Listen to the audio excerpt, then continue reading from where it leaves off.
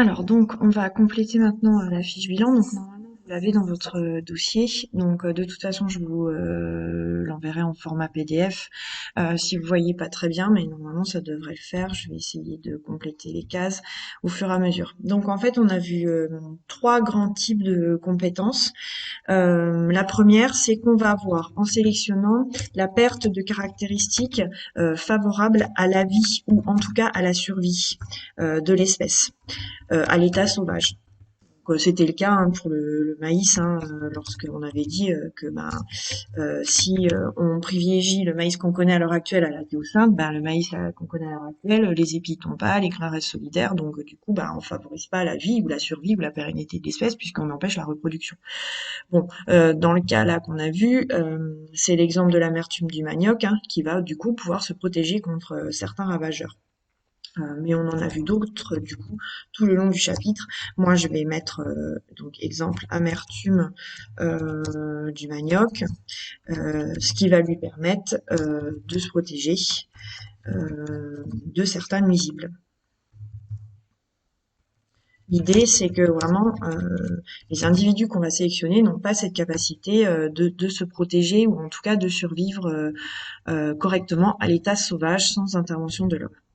Et donc là, alors les solutions, puisque dans la dernière case on va mettre les solutions, on peut envisager une culture simultanée, c'est-à-dire de l'espèce sauvage et de l'espèce de la variété qu'on a sélectionnée au fur et à mesure du temps par la domestication et la relation que l'homme a entretenue avec cette espèce. Donc la solution ici, ça peut être une culture simultanée.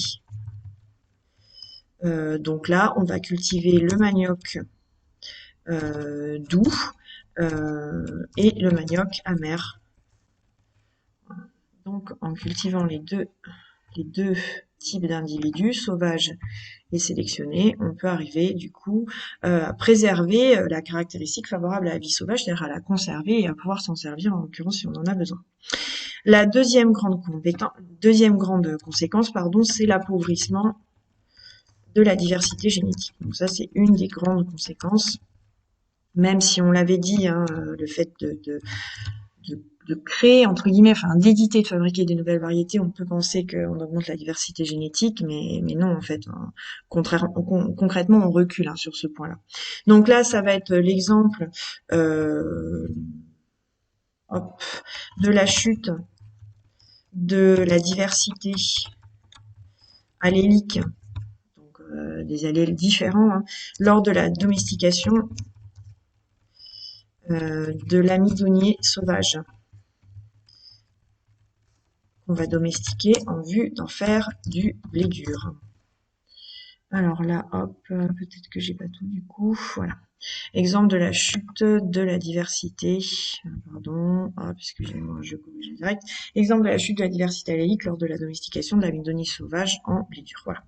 La solution possible, eh bien, la solution que nous on a envisagée dans le document et qui est envisagée par l'homme depuis longtemps, c'est conserver.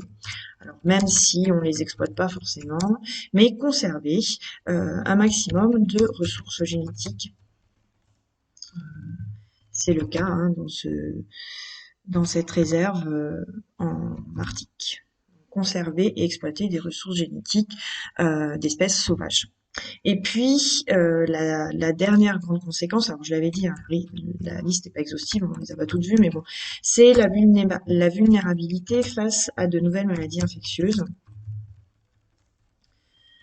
Donc là, c'est le cas du bananier qu'on a vu ensemble. Donc on voit si on sélectionne des individus vulnérables et qu'on les fait se reproduire, la vulnérabilité est conservée et en fait, au bout d'un moment, l'espèce n'a plus les capacités de se battre. Ici, c'est contre un champignon. Donc l'exemple, c'est l'exemple de la monoculture. Hein. On va venir faire une culture qu'avec une seule variété. Donc là, on n'est pas dans la bonne solution. Mais enfin bon, les monocultures, elles sont assez importantes au niveau de l'agriculture. Donc tant que ça marche, ça marche, et puis le jour où ça marche plus, là on se pose des questions forcément. La vigne, hein, en est un exemple aussi. Donc monoculture de bananes multipliées par reproduction asexués. Donc là, on va faire du clonage. Donc on diminue encore la richesse génétique et qui va se retrouver décimé par un champignon. Alors là, il n'y a pas de solution, hein, si ce n'est laisser tomber, enfin laisser la culture et puis la reprendre plus loin. Donc la vraie solution, mais qui n'est pas une solution qu'on peut donner tout de suite aux agriculteurs, mais en tout cas on la connaît sur un plus long terme, c'est rétablir une diversité génétique minimale où on va donc avoir des individus qui n'auront peut-être pas tous les caractères d'intérêt que l'on souhaite euh, en vue de notre consommation, mais qui auront des caractères d'intérêt qui permettront à l'espèce de survivre et d'assurer la pérennité de son espèce au cours du temps. Donc voilà pour la correction de ce grand 5 et la leçon, normalement, je vous l'avais donnée. Donc ça, je le mets en format PDF et puis je vais poursuivre avec le dernier point du chapitre.